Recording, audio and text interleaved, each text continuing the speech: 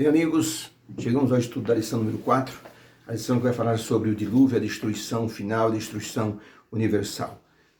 Os seres humanos se afastaram muito de Deus. E isso causou uma tremenda tristeza no coração divino. E como diz um escritor, afastar-se de Deus nunca começa como se fosse uma forte explosão. Isso começa de modo silencioso, vagaroso, sutil e insidioso. As pessoas que nasceram descendentes de Caim não buscava mais a face de Deus, então obviamente essas pessoas não tinham Deus como seu parâmetro, como sua regra moral, não serviam às leis de Deus.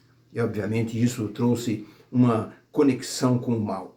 E o mal prosperou nessas pessoas porque havia ali um campo muito fértil, onde a maldade poderia ser assim representada pelas atitudes das pessoas. O próprio Lameque, que foi neto de Caim, ele disse assim: eu matei um homem porque me feriu e acabei com a vida de um jovem porque pisou em mim. E se Deus ia castigar 7 vezes quem ferisse Caim, a mim ele vai ter que castigar 70 vezes 7, porque eu sou pior do que Caim. Então veja que situação esse homem trouxe para a família dele e para toda a descendência. Depois de alguns séculos, o mundo já estava com uma quantidade grandiosa de pessoas e a maldade era muito grande. O verso ordem dessa semana diz o seguinte, Mateus 24, verso 37, Jesus disse: assim como foi nos dias de Noé, assim será também nos dias da vinda do Filho do Homem. Ou seja, a maldade que havia nos tempos de Noé vai se repetir antes do tempo de Jesus voltar. Depois da criação, depois que Deus fez uma criação maravilhosa, muito bem sucedida, nós encontramos a narrativa do Gênesis, onde depois do pecado de Adão e Eva nasceram nos primeiros 2 seres, Caim e Abel. Caim tinha um espírito mau e Abel foi considerado pessoa justa. E desde o nascimento de Caim, que eles esperavam que fosse assim um restaurador, uma espécie de redentor, ele frustrou totalmente as expectativas do pai, acabando matando o próprio irmão, fugindo da presença de Deus e deixando a família numa situação assim de muita tristeza. Com isso, nós estudamos depois que a lista de maldades foi muito grande. Os descendentes de Caim foram chamados de filhos dos homens. E os descendentes de Sete, que foi o terceiro depois que nasceu, depois de Caim, Abel, Sete, foi o filho que deu origem à geração messiânica, através de Sete. Daí veio pessoas como Matusalém, veio pessoas como Enoque e depois pessoas como Noé. De maneira que os descendentes de Sete foram chamados de filhos de Deus. Os descendentes de Caim foram chamados de filhos dos homens. E diz o texto bíblico que os filhos de Deus viram as filhas dos homens e pegaram cada um para si aquelas que mais lhes agradavam. Então começou a haver uma contaminação dos filhos de Deus e a maldade cresceu de maneira assim grandiosa, trazendo muita tristeza para Deus. Inclusive, Enoque não participou assim, daquilo que seria a geração de Caim. Ele se excluiu, ele viveu uma vida santificada, embora vivendo em família, vivendo na sociedade, mas ele não se misturava. Ellen White, no livro História da Redenção, na página 55, diz o seguinte: a vida justa de Enoque estava em assinalado contraste com o povo ímpio que o cercava. A sua piedade, sua pureza, sua incondicional integridade era o resultado dele andar com Deus, ao passo que a impiedade do mundo era o resultado de andarem com o enganador da humanidade.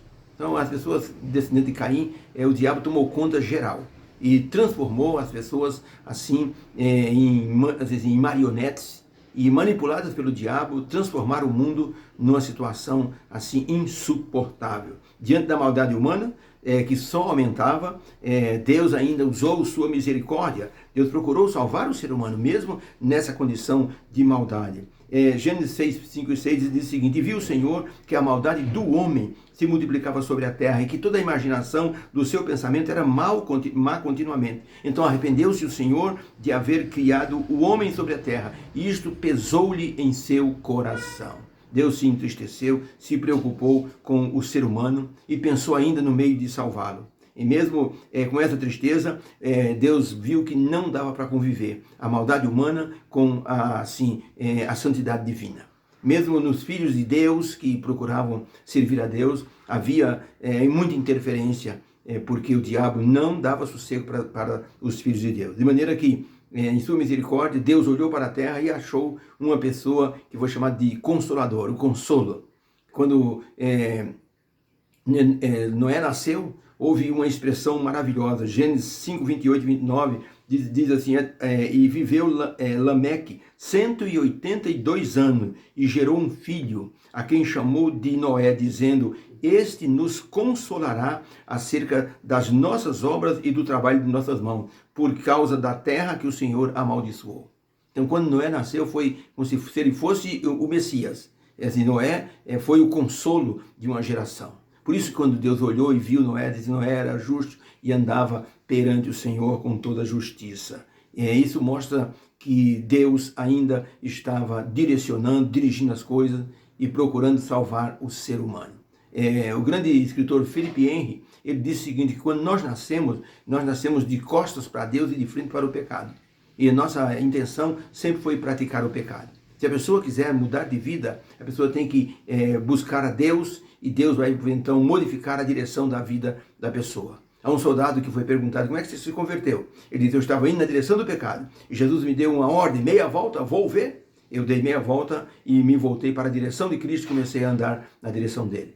Philip Henry disse que se nós quisermos mudar a nossa vida, nós temos que andar na direção de Cristo. Por isso Jesus Cristo disse, se não vos converteres, não vos tornares como criança, jamais entrareis no reino do céu. A expressão, se não vos converteres, também tem a interpretação, se não vos volverdes e não vos tornardes como criança, jamais entrareis no reino do céu. Então nós temos que marchar no sentido contrário do pecado e na direção do nosso Deus. Evangelismo, o livro Evangelismo, página 292, diz assim, na conversão das almas se revela a tolerância de Deus, o seu amor imensurável, a sua santidade e seu poder. Toda verdadeira conversão o glorifica e faz com que os anjos prorrompam em cânticos diante do Senhor.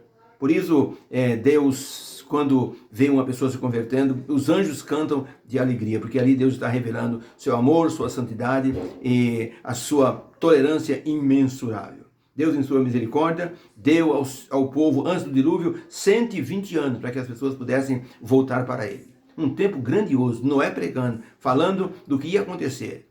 E as pessoas tinham chance de se voltarem para Deus. Vamos estudar isso essa semana. Deus nos abençoe para que possamos entender como o amor de Deus nos alcança, mesmo que as pessoas estejam em pecado, Deus ainda busca essas pessoas com seu glorioso amor. Que Deus nos abençoe. Que haja uma bênção para todos nesse sábado. Senhor Deus, obrigado porque o Senhor em seu amor tenta nos alcançar. Nós precisamos voltar-nos para o Senhor. Nós somos os teus filhos, que possam se direcionar para o teu lado. E nós pedimos em nome de Jesus essa bênção. Amém. Fica com Deus. Um beijo no coração. Tenha um sábado feliz. E que essa semana seja uma bênção para todos nós. Fica com Deus.